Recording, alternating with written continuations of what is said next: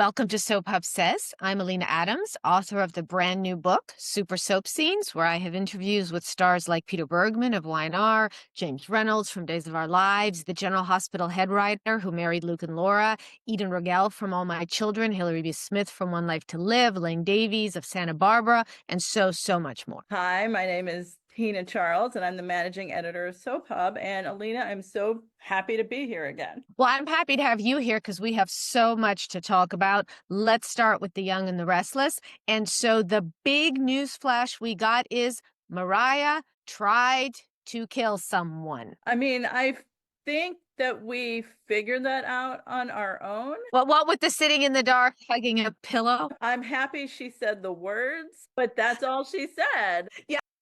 The fact that she's going to be going to Boston to a clinic. Where they help you do what? I don't know. And I'm still wondering what is going on because like she literally said the words and then the episode Am I here?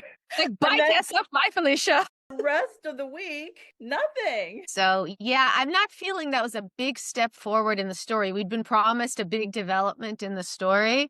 I don't think that was it. But that is not the only thing that is confusing me on The Young and the Restless. Work with me on this. See if you can help me. This AI program of Kane's. I love how the writers, and I realize they're writers because they're not engineers or computer programmers. They're sort of using AI and computer program interchangeably. Let's go with that. It's illegal, right? It doesn't matter if it's magic AI, but they made it clear that it's something. I mean, it sounds more like a computer virus, honestly, but it's something that it can go into any company's, I guess, back end of the computer and steal money from them or move it around. That's illegal, right? It's like everyone's acting like because it's done through AI, that sort of makes it okay. But how is it any different from Victor going into somebody's company and just stealing their stuff, right? I mean, he's talking about committing a crime and we're supposed to be on his side. Well, I know Victor is always right and he's noble about all things. So robbery is good, but if Kane did it, it would be bad. And Billy's supposed to be like a hero, right? And we're supposed to root for him. But now he wants to commit the crime. I am just very confused about why, A, we should care, and B, whom we should be rooting for. I don't think we should be rooting for anybody in this story. And that's not good for a show. I know.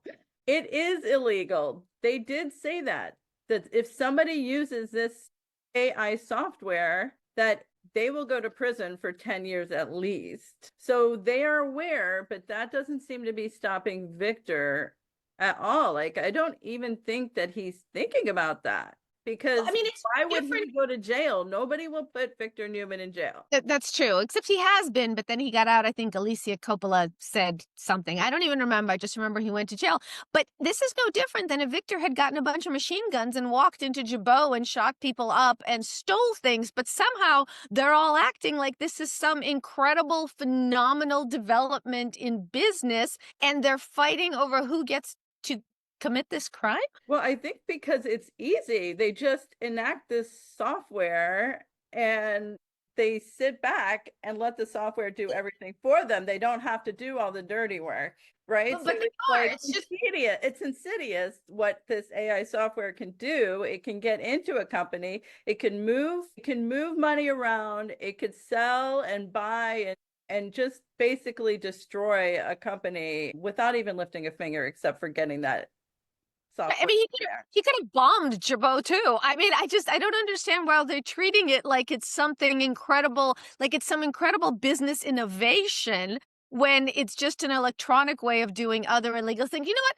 I don't want to spend too much time on this because let me summarize this by who cares? It's the modern way of doing things. It's AI, it's technical, it's cyber warfare. A good. That's what's going on today, and it's going on all these different television shows. Well, I was going to say, Tina, you know all the words. You could work at Jabot or Newman or for Kane. You're Phyllis. You basically know as many words as Phyllis. I read a Wikipedia page and I am up to speed on all things AI. I am ready to go if Phyllis needs me. Well, let's talk about what Phyllis does need. And it's more about, we talked a little bit about, Rachel and I talked about this last week. Phyllis and Victor are both treating Michael horribly. Not even badly, horribly. What is entertaining about watching these two friends abuse this wonderful man? He's so wonderful. And I can't believe we're saying this 40 years later, concerning, regarding how bad he used to be back in the day. He's such a good guy now. But here's the thing. He's letting them walk all over him. Like Lauren is telling him, stay. And Michael today said to Phyllis that that's why he's not telling Lauren, but it's just these scenes are actually physically painful for me. Maybe I'm just hypersensitive. Maybe I'm one of those fragile people. But the way that Michael is groveling and the way that Victor and Phyllis are using him for what? They give nothing back in this friendship. They are lucky to have him. Okay. He does their dirty work and he only minorly complains, but he does it anyway, like. So what if he represented Sharon? Since then, Phyllis has somewhat forgiven Sharon. They're getting along. So why couldn't she forgive Michael? It just makes no sense. The fact is, what does he get from the relationships with them? I can't even, if I may, I can't even with this story. I have to move on. I have to move past Young and the Restless because it's just making me rage-inducingly angry. I'm going to move now to Beyond the Gates, where I'm not rage-inducingly angry. I'm more like, arg.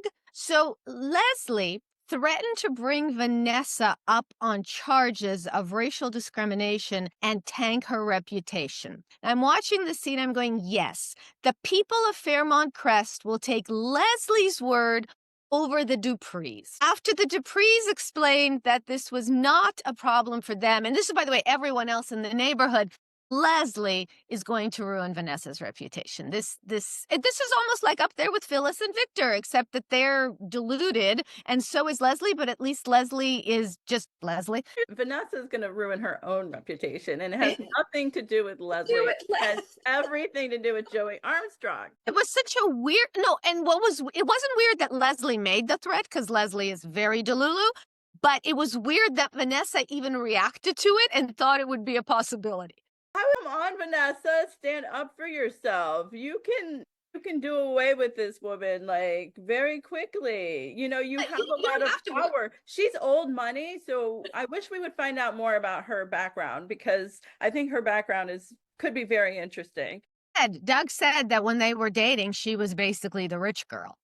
She's the one that has the money. He is simply a cardiologist. Anyone could do that. But when you're talking about standing up for yourself, okay, I gotta say, I just loved it that first Bill, then Ted called the Duprees out on their hypocrisy, because we have just had 6 months of every single episode having someone randomly, wherever they go, come up to them and tell them how wonderful they are and how inspirational they are as a couple and as a family. And oh my God, you're so great. And it's just so nice to have their sons-in-law, who have been putting up with this for 30 or 40 years, talking about how judgmental they are and how they pretend to be so upstanding and moral. Yeah, because they get other people like Bill and Ted's Excellent Adventure, do their dirty work. I want more of this. I want somebody calling them out on the fact that they ask people to do dirty work for them and then are shocked to find out the dirty work might not be good. Though I don't think Bill has a leg to stand on. I mean, we can base everything on the fact that he didn't just have an affair with Haley.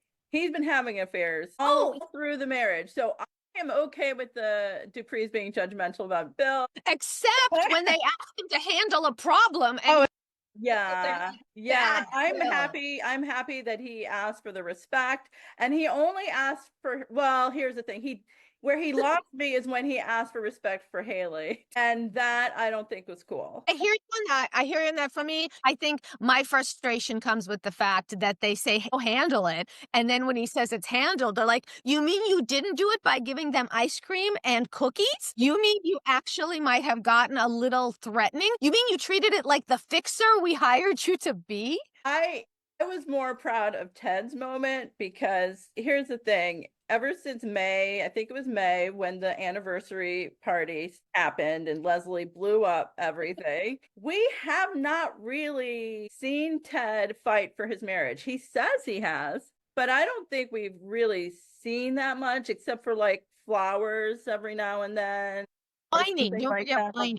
The There whining. He should have tried wine instead of whining. But I was really happy just to finally hear his perspective, and he was right on many of his points. Unfortunately, he's a little bit as delulu as Leslie is. So I think in the long run, it's not gonna last for him. But I'm glad that he got it out there. The words out there. They needed to hear it. And Nicole, even it made her take a step back and maybe question exactly her behavior from the last like few months because towards him, because she has every right to be angry. She does, but she really hasn't sat down with Ted and they haven't really hashed it out that much. She sent the divorce papers. You think that they would have like tried couples counseling or at least tried to have a sit down and figure things out and see where everything went wrong. But I am very happy that he told her that ever since the affair, yes, he's been lying, but he's been the perfect husband other than that. but other than that, Mrs. Lincoln, how did you enjoy the show?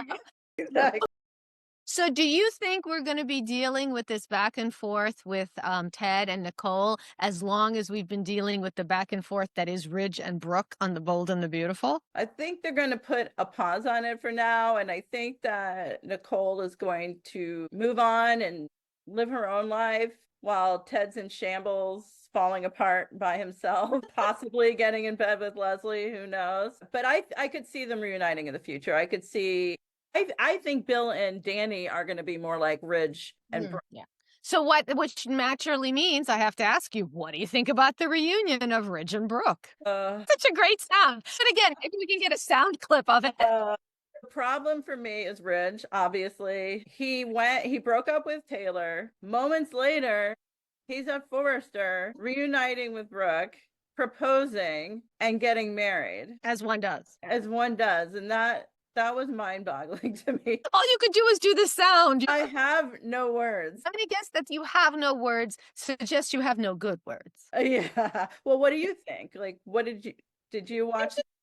I'm just so over it. You know what I mean? I was never big on Ridge and Brooke to begin with, even back in the Ron Moss days. I mean, not to be fair, it's not that I was into Ridge and Caroline. It's not like I was into Ridge and most recently, what was it with well, who's Douglas's mother's name? Oh, Caroline. But I was like, why am I blanking on her name? The other Caroline. I was thinking Caroline. No, that's not. No, it is because she was her niece. And it's not that I ever particularly cared about someone else and Brooke. It's not like I'm Ridge and Taylor. I'm indifferent to Ridge. I don't care who he's with. I would like him to be unhappy just because, that would be nice, but I don't care. I need him to be single. I think I said this last time I was on the podcast. I need him to be single for at least a year, and I need him to be watching everybody else have a great life. Yes, that would be unhappy. That would fit into what I said about him being unhappy.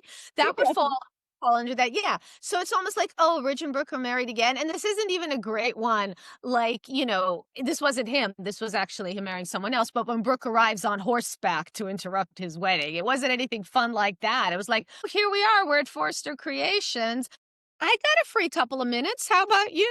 Well, here's the thing. The last time they were engaged before the big takeover blow up, I mean, that engagement lasted forever. I remember thinking like, are they going to get to this wedding? And then this time it's like, what just happened? They're married already. There's no happy medium on here. I feel like they should have taken a little bit more time.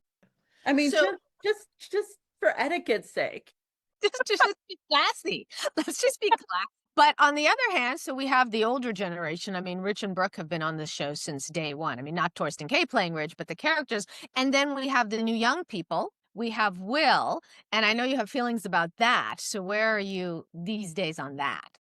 Well, this storyline is now like moving quickly ahead. Speaking of quickly versus slow, I mean, B&B it like has two speeds, snail and whatever is anti-snail, race car, snail and race car. And now Will has seen Luna, and he now knows that Luna was the one he had sex with that night of his promotion party. And his reaction, I think, was good, actually. The fact that he's accusing her of violating him, of taking advantage of him. And at least for the moment, it's not about, oh, Electra's going to be so angry because I had sex, like treating it like it was him cheating on her. Yeah. It wasn't him cheating on her. Luna took advantage of him. She raped him. He had no idea. He was wasted. Yeah. I mean, And B&B does go to that well a bit too often, but at least this perspective is at least not the "you cheated on me" usual. At least they're calling a spade for lack of a better term. right. So I thought I was encouraged by that. However, I do think that once Electra finds out, it's going to be about her pain. But I hope Will continues to kind of soul search and let himself feel the magnitude of what just happened, you know? All right, now we're moving on to Days of Our Lives. And actually, it's interesting that you used the word magnitude because I was very amused that Belle and Sean had that conversation about their wonderful daughter, Claire, who is the best thing they ever did. And in the same conversation, they mentioned how she cheated on Theo, and that's the least of it. The woman tried to kill Trip and Haley by setting the cabin on fire. Claire was completely psychotic. Now, I understand they're her parents and they're supposed to support her, and that is all great, but it was just such a weird conversation where they did not discuss the magnitude of her crimes. And I want her back. I want Claire back in Salem, and I wrote a piece about this on Soap Hub, and boy, were people mad at me, but I wrote it anyway. I want Claire to come back, and I want her to go after EJ because A, they have a lot in common. And B, Belle and EJ just had, their breakup. And I was really into Belle and EJ. So remember how before I was I saying, like Belle and EJ as well, too. yeah. And I think Claire would be just a great spoiler to that. And then maybe her mommy will admit that she's not quite the great kid. Don't want to think about Claire and EJ just because of the age difference. That is, I mean, Days it's been done. It's been done. It's definitely a soap opera. Chris used to be Brady's stepmother. I was hoping Claire and Theo would come back together. Can we please say yay for Theo coming back, though? Yeah, no, it's great. I was happy, and so far, I mean, we haven't seen much of the new Theo yet, but I liked what I saw. But I think it would have been better if they had to sort out these problems in Salem in front of cameras. In front of cameras. Not So- off screen. My big concern with Theo is I'm not quite sure where he fits in age-wise. You were just talking about age differences, and it's so all over the place. He's younger than like the Johnny, Chanel, Allie, Trip, that demo, but he's older than the Holly, Tate, Sophia, Ari. So I'm not really sure where he fits in. Although, to be fair, they've just gone out of their way to put Johnny in with the younger people. I mean, there has to be a reason. I hope there's a reason why he's a professor at Salem University. Yeah, by the way, it's so easy to get an academic job. There's just like so many academic jobs across the country. He's the only one in Salem who knows about movies, Alina. Come on. He's the only one who's seen Casablanca. He's showing it to the kids. He's really a savant.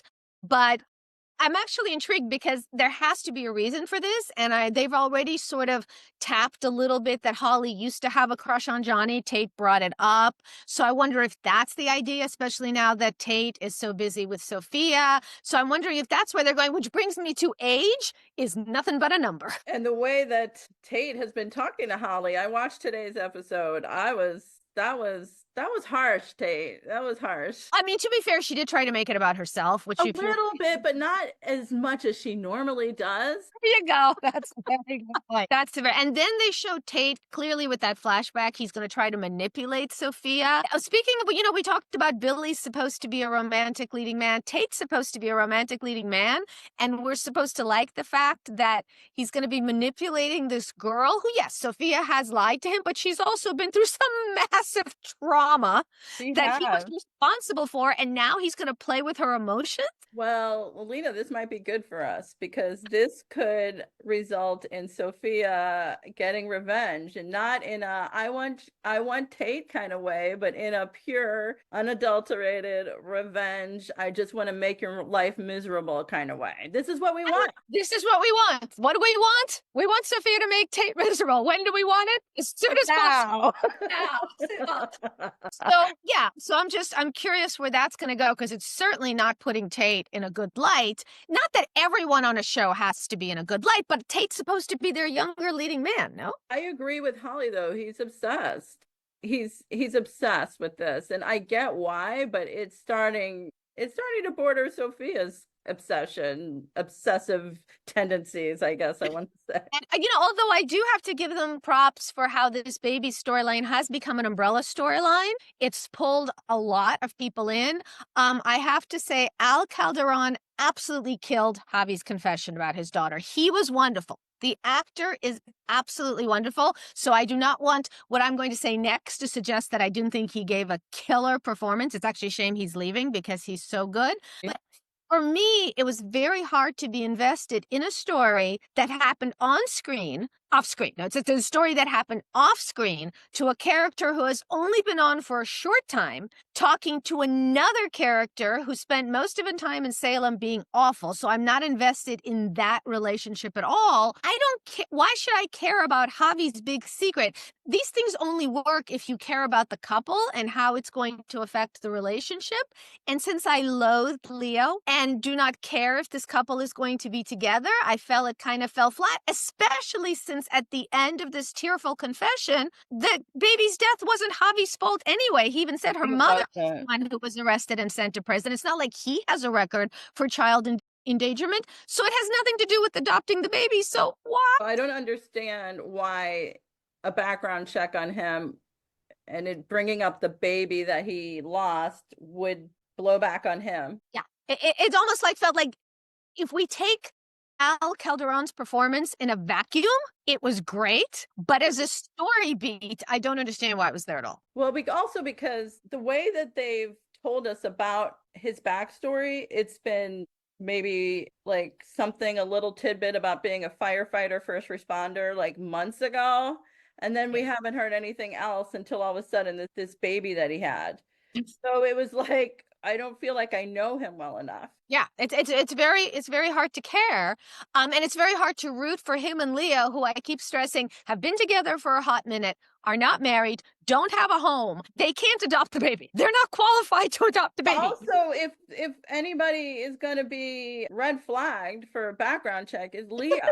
So I can't get all worked up about Leo. how they've gotten attached to this kid, and now Chanel wants to adopt the baby, and she's like, oh, Paulina will help me jump the queue, because I can understand why she'd think that, because, her mother covered up a murder for her and stole a snowplow. So she's used to her mother doing things for her. And then Johnny said, well, it sounds like something a DiMera would do, pull strings, which is absolutely true. But just this week, Stephanie told EJ that he couldn't name his free clinic the DiMera Family Free Clinic because the DiMeras are the worst of the worst, and people wouldn't come get free health care from them. I think she's wrong. If I'm going to get free dental and free screening and everything else, I don't really care whose name. And you can also check in dead and come back out alive. Exactly. But don't run a paternity test. That's not something they can do. So the DiMeras at least are private citizens and they're the worst of the worst. But Johnny just said, oh yeah, Paulina would do that. Paulina's an elected official. So let's ask this profound question. Is Paulina worse than the DiMeras? No, she is not.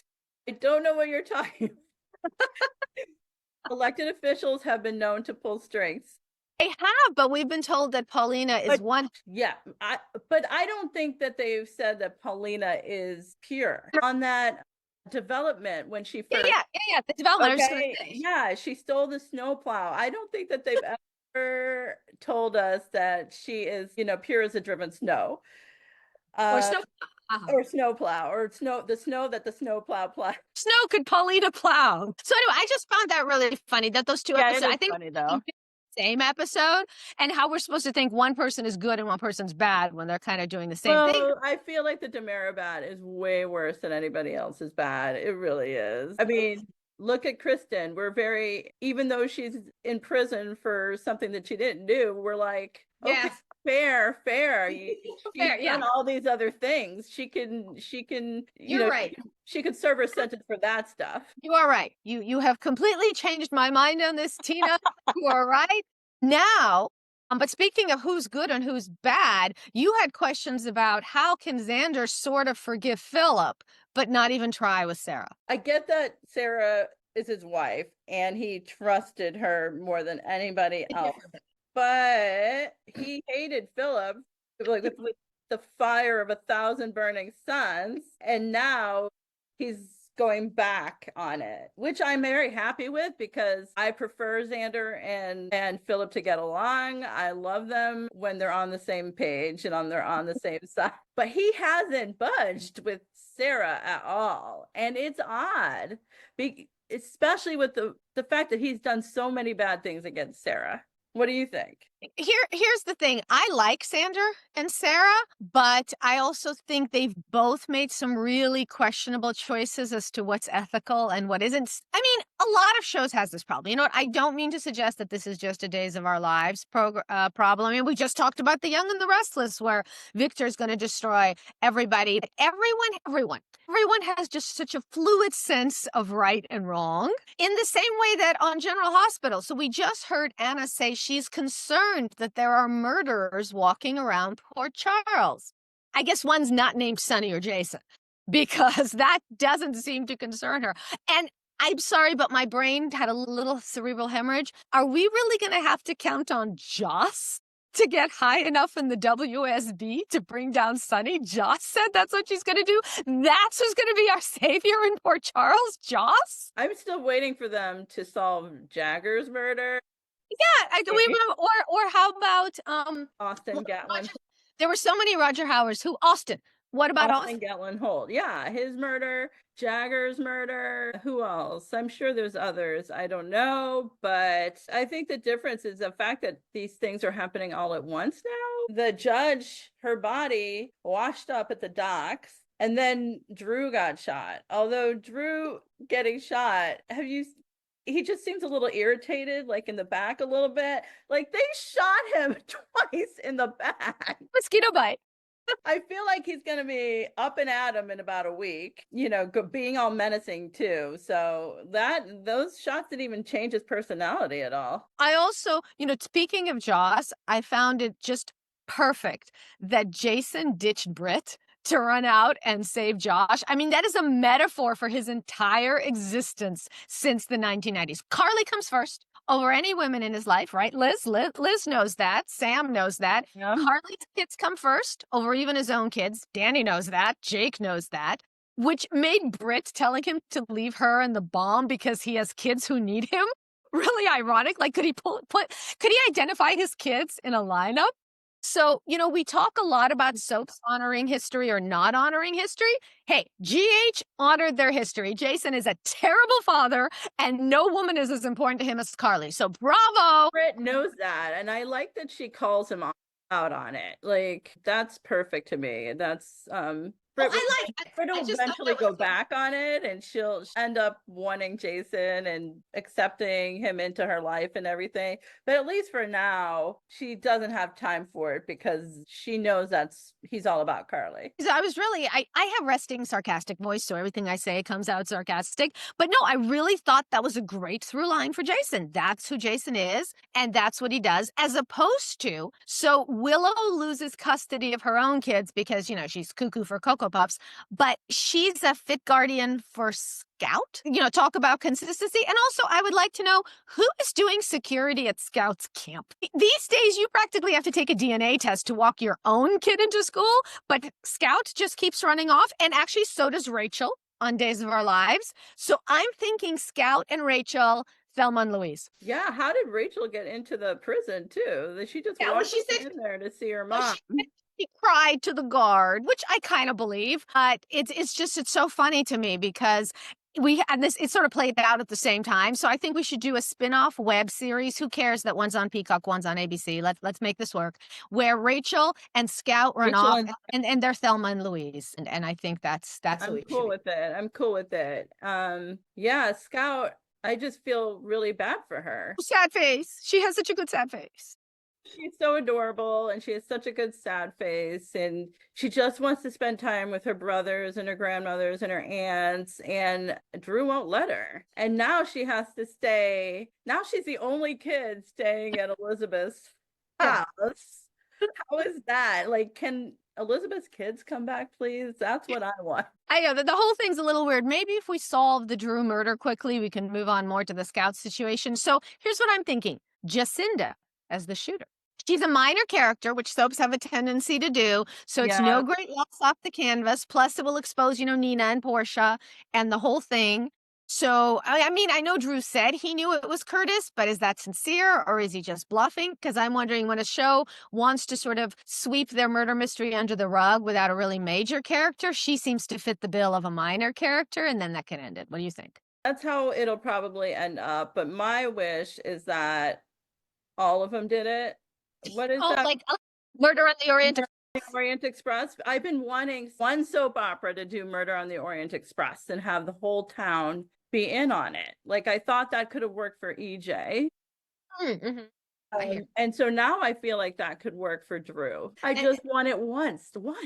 Now, final thoughts. Valentine's mustache. A, 1970s, 1990s. What are we channeling here? It's giving Burt Reynolds a little bit, like in the 70s, I think, 80s. So that has been like the hottest topic of conversation, I think, has been Valentine's. Although Billy's Oh, hat. Billy's hat. That's the one that I was like, wow, that was a choice. That was a choice. And Valentine's mustache. So those two. So Our this is prop of the week. props of the week. Well, I don't know, is a mustache a prop? Not a prop, but maybe it is if it's fake. You are good at this, Tina. You're just changing my mind on so many things. I love it so much. So that's it for now. I'm Alina Adams. My book, Super Soap Scenes, a time capsule of daytime drama's greatest moments, can be found on Amazon. Amazon, I don't know where that is. Amazon and barnesandnoble.com. And I'm Tina Charles, managing editor of Soap Hub. Make sure to hit up Soap Hub for our social media accounts and head over to the website for our newsletters. Plus, you can catch my top 10 hits and misses for the last week.